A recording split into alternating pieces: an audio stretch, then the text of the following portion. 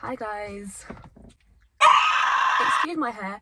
I just had a shower and it's really poofy and I couldn't be bothered to style it, so I just kind of wanted to tell you where I'm at right now and just be real with you guys. I kind of thought to myself, maybe I should just wait, not post anything until like I'm in the right place in my life to start posting again. And I thought, no, because there are people who watch my channel and, you know, like, you guys deserve to know why I'm not uploading. So I'm going to tell you, and I'm also going to tell you like when you can expect, well, I don't know when you can expect more videos, but I'm just going to tell you where I'm at. It is quite common knowledge that ADHD does have pretty bad financial repercussions. Us ADHDers are kind of known for not being very good with our financial situations. I think there's kind of two sides to this. A lot of people with ADHD are like fucking millionaires, and you know, some of the most creative and a lot of famous people have ADHD. That's another side. I'm yet to be that. So right now I'm at the broke people should never laugh. And a whole load of us are people who just like really don't know how to budget, are always in debt, in big shit with their money, and that's me, and that's the reality of it. So I thought I'd just come on here and be honest. Since I have been an adult, I have been having like big money problems. I can't manage my money. I just can't.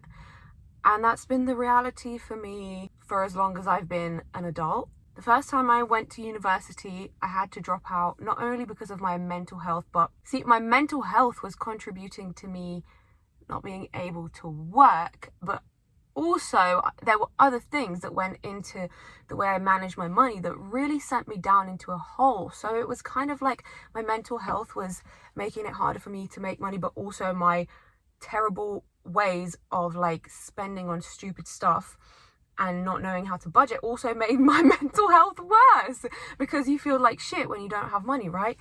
And that's just been a cycle that I've been in for so long. So where I'm at right now is I'm trying to get a full-time job.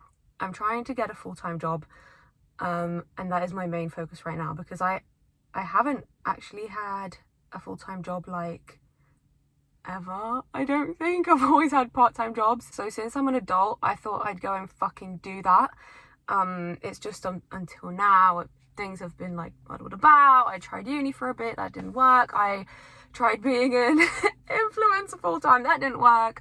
I had some issues, you know, I have my own struggles which kind of limit the things that I can do, and now I'm just trying to, like, it's so bad not having money, and it's so embarrassing still living with my parents, and I hate it. Yeah, really my main focus right now is not YouTube. My main focus is getting a job and getting out of here. And so I thought I should be honest with you and not leave you in the dark about that, but that's the reason I'm gonna be posting less, I guess, and I'm gonna kind of update you on, you know, how I do with this stuff. And let me go into the reality of living with ADHD and just the real impact it has on your finances. Nearly every month of my adult life, I end up in minus in my bank account, either on zero or minus. Like, I don't think there's been a month that I haven't been on minus. Maybe there has, but it usually ends like that. And that's obviously really bad. My mental health does affect my money making, but also my bad spending and my inability to budget. And it's not like I haven't tried. I've tried, but that then in turn affects my mental health, and it's just this cycle of shit. And yeah, I'm really trying to get out of that by getting a full-time job and just fucking being stable for once. I'm 24, gonna be 24. Since I stopped making content on TikTok and I stopped being like a full-time creator, because it was just too exhausting and not giving enough. The only income I am getting is the income that I get from being on benefits, and that's not much. Even with that, I cannot budget. For example, this month I have spent all my money already, because it is 2 people in my family's birthdays and I didn't calculate properly. I'm that kind of person that, like, I always feel bad if I don't get someone a present, and then once I get a present I feel like I have to get another one and another one and another one, and I just don't know when to stop. I just don't know when to stop until my bank account is empty. I just don't know, and that's really frustrating. But I thought it'd be good to make a video like this because I know other people can relate, and maybe it can make someone feel less bad, or maybe not less bad, but less alone in their struggle because you're not alone, okay? So I did that, and then I had a tiny bit of money left, and I've been applying for interviews as a flight attendant, so I thought I'll take that up. I'll make that like my new career path. Yay, I can move away, I can just be like on flights doing that as my job. Like, that sounded like fun to me. And then I decided to not turn up to my fucking interview. And honestly, guys, I can't even say the reason because the reason sounds so fucking pathetic. Like, it's so pathetic. But I guess what went into my reasoning is, first of all, the airlines I applied to don't allow tattoos, and I clearly have tattoos on my hands. And I thought to myself, that's not going to be practical, is it? Like, it's going to be really hard to wake up at the crack of dawn every day and cover those up. And also, on my way there, like, I swear to you guys, I am a hard worker and I'm not a pussy, but I'm just so sensitive. And in these past years, I've been trying to like unmask my neurodivergent ways and traits and just be more accommodating to myself. And I just realized I'm extremely sensitive to temperature, and I could not hack that job. Like, guys, when I walk outside and it's raining, I cry to myself and I scream to myself. That might sound like this girl is like messed up. Yeah. Yeah. Since forever. Like, I remember walking when I'd have to go to school by myself and there'd be like a storm outside, it'd be really windy and rainy. I would cry and scream, guys. I would cry and be like, stop it, wind! And now I know that's not just me being dramatic, but I am extremely sensitive. I cannot stand it. Like, I'm sensitive in every fucking way of the word. And so I realize if I'm like can't even stand fucking walking to this job in the freezing cold, if I'm about to have a fucking meltdown because I can't stand the cold. And number 2, think about all the fucking noise that's gonna drive me crazy on an aeroplane, guys. And it wasn't even like long haul flights, it was like short flights, like back to back, and it just was like, that's gonna be like impossible. Like, I know I'm gonna quit this job, so why would I try out for a job that I know I'm gonna quit? And I didn't know that until I didn't have that realization until I was on my way to the interview, and then I turned back. And so that's fucking that. Judge me if you want, I don't care. Of course I used money to go to that, and then I only had a little bit of money left, just enough of money to make one trip to London and back. And hey ho, what do you think I found? I found an audition, guys. Now, I'm not gonna say what this audition is for. No, actually, no. No.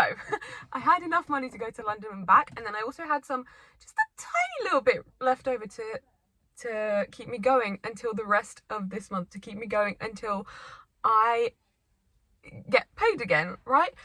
And so I thought, I'll do this, I'll keep this money, so I'll do this audition and obviously I'll get it. Big fucking head. See, the problem with me, guys, is sometimes I wouldn't say I'm big-headed, but I have big dreams and I have really big expectations of myself, and I'm really harsh on myself. But I also sometimes I kind of like aim a bit too, and that's not a bad thing. But I went to this audition thinking, like, you know, there is a possibility I might just get it. Bear in mind, I haven't been to any fucking, like, apart from auditions for drama schools, I haven't done any like professional auditions. Well, I did some professional auditions when I was like, I did like 2 auditions when I was like 11 and 14, but that doesn't count, okay? After, I'm talking about in my adult life, I haven't done any like auditions for proper professional jobs. And here's me thinking I'm gonna ace my fucking first audition that I go to. So I went and I got cut at the first round, guys. And I thought to myself, what the fuck? I literally had passing thoughts through my head, like, what are my options if I don't get this? One of them is kill myself. Now, I'm not being serious, guys. I'm not suicidal, but honestly, like, just as a practical thing, it was like kind of practical in my head. I was like, honestly, it'd be kind of practical to do that right now because, and I'm not going to, like, I'm not suicidal. Trust me. The people who get me will get me, okay? Because I can't express how much I hate being in this fucking cycle that I've been in, and how much I hate living where I'm living. And So what I did on the way home, I kind of got like really down that day, like obviously rejection sensitivity, so I kind of like got really fucking depressed. I might have had a chance if I turned up earlier, but to my surprise there were about 500 people there and I was number 390. And so while I was sitting outside the audition room, I saw loads of girls who looked like me come out the audition room. And before I'd audition, I thought, oh my God, this is good news. This means that they'll like me. But after doing my audition, I realized, no, they already have so many girls. Sorry, I meant I saw girls that had a little card that said they were successful to go into the next round. That looked like me, right? So I thought, oh, that means that I'll get one too. But no, because then I realized, wait, they've already seen so many girls like me.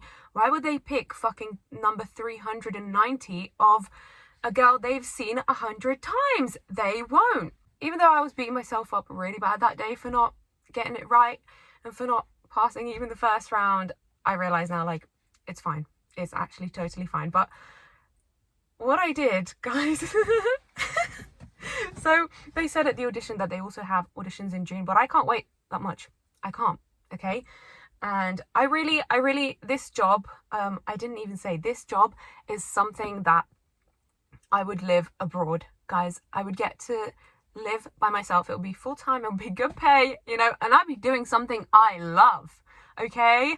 Performing, I'm a fucking performer. So I was like, you know, wait until June, until the next audition is way too long. So what I did on my way home is I researched when is the next audition and where, you know, are there auditions like around me that I could travel to. And I found an audition in another country, and so I decided to find the cheapest ticket. Guys, I had probably about 40 quid in my bank account, and I found this ticket that goes there with 30 quid, and so I bought it, and so I'm going to that other fucking audition. And this is like two sides of my ADHD. This is like spontaneous decisions, not thinking ahead, gonna make myself broke, but it's also, you know, like determination and just do whatever you can. And so now I've booked this audition sometime in April. It's actually around my birthday. It's actually on the 1st of April, so if you guys want to wish me good luck, you know, keep your fingers crossed for me.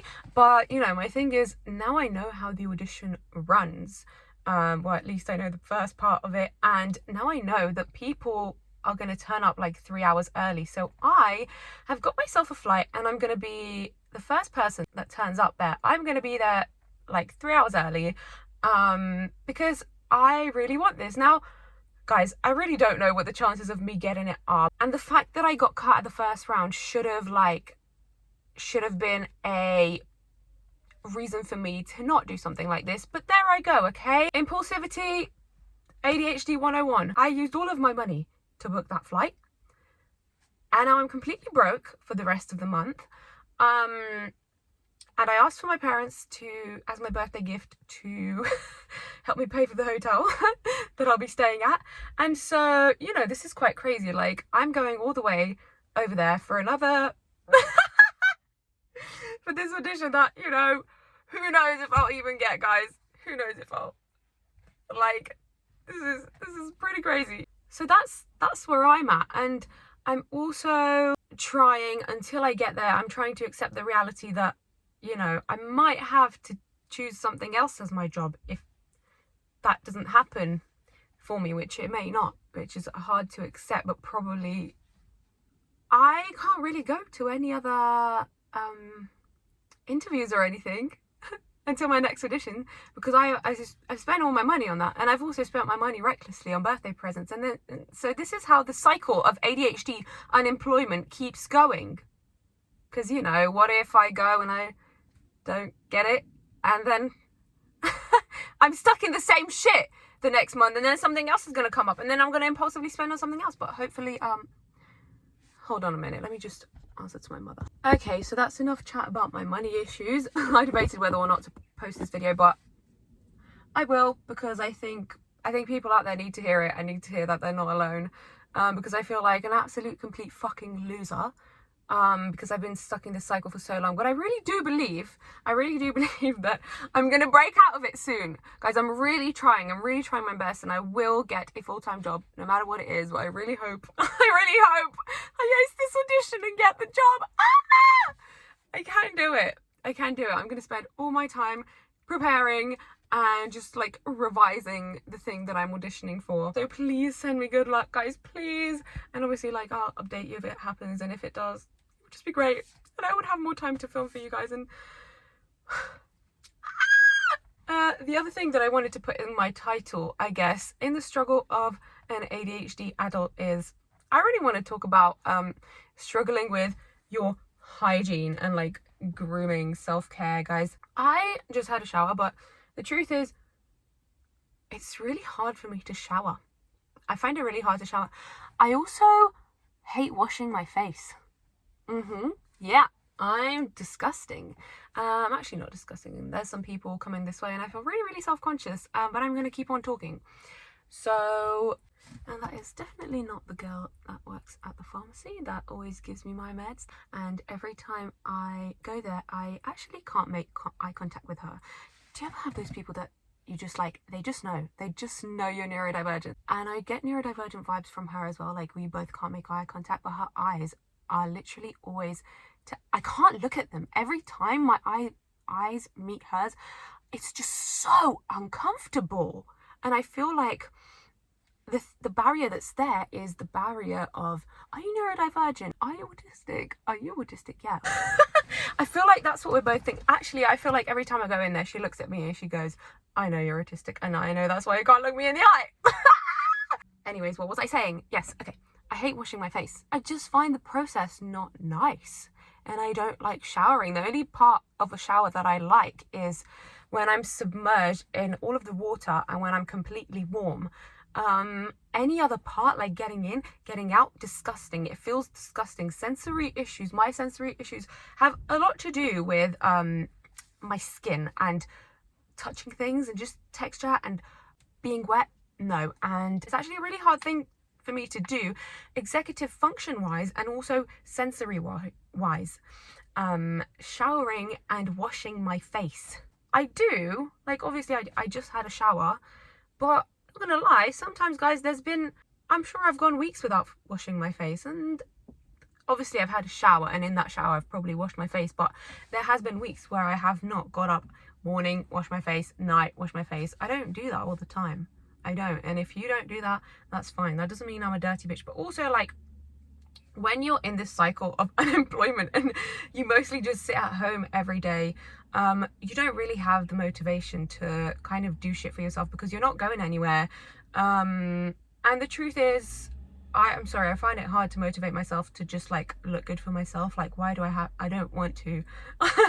It's a chore. Putting on makeup, getting ready to go out somewhere, they're all chores for me. I hardly ever enjoy it. I'm not gonna say I never enjoy it. Sometimes I really do.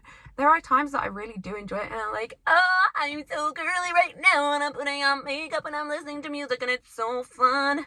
And I am so happy when, you know, I'm having those times, but a lot of the time it feels really hard and it feels like a chore, the whole self-care thing. And yeah, I'm here to say, if you struggle with that, I feel you. And me too. Yeah, I just wanted to do this video to kind of explain where I'm at, and also I thought it'd just be helpful for anyone who's going through this stuff to just know that they're not alone. I'm always going to keep posting. Like, it might not be regular, but I've decided that, you know, I should update you guys like on my life and what I'm doing, because I'm not going to stop posting videos like anytime soon. I shouldn't just like leave like a massive pause.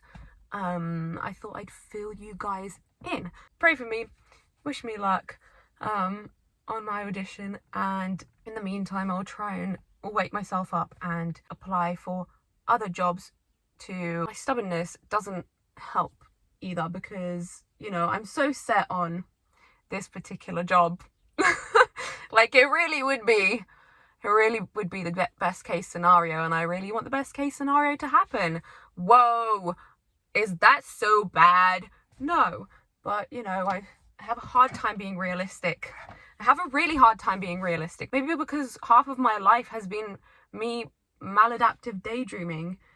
Any other maladaptive daydreamers out there who have fucked up their life because they've lived through daydreams and have a really hard time coming to terms with reality? Anyone else? Or just me? I'm sure it's not just me, but that's where I'm at, guys. Hopefully I'll post my next video like within a month. I will still be doing my mental health series. That will carry on, but obviously I'm not able to do it at the moment. I'm focusing on other stuff, which I've explained to you guys at the moment. And so oh, also another thing that's going on, guys, I don't just sit at home and do nothing. My mum recently had a breast reconstruction because she had breast cancer in the past. And so, you know, there are times, this kind of happened last year as well, so it's not always me, but there are also, you know, things that happen that, like, when they push me off my path, when I am pushed off my path, someone who has a really hard time like staying on the same path, when I'm pushed off my path because things like that come in the way, and obviously I have to take care of her because I'm the only person who can take care of her at this moment, then that also like makes it hard for me to carry on with my other plans. Once my plans get disrupted, I have a really hard time like getting back into the swing of things, and you know, so that's just another thing that's been going on.